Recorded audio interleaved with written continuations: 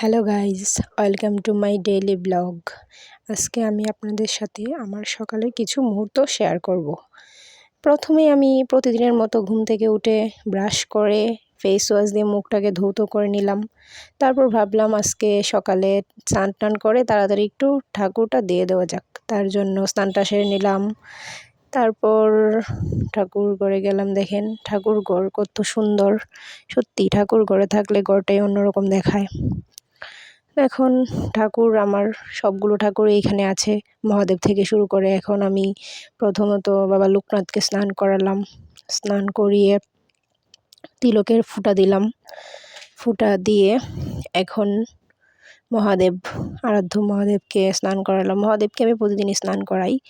মহাদেব আমার প্রিয় দেবতা, তাকে জল ঢাললাম মাথায়। জল ঢেলে এখন মূর্তির মহাদেবকে নামিয়ে ওনার মাথায় জল ঢাললাম। তারপর ফুলগুলো আসনে দিয়ে দিলাম, সুন্দর করে আসনটাকে সাজিয়ে দিলাম ফুল দিয়ে। দেখুন ফুল দেওয়ার পর আসনটা কত সুন্দর লাগছে, কত সুন্দর। আসলে ঠাকুরঘর থাকলে ঘরটাই অন্যরকম দেখায়। তো এই ছিল আজ পর্যন্ত, এইখানেই সমাপ্ত।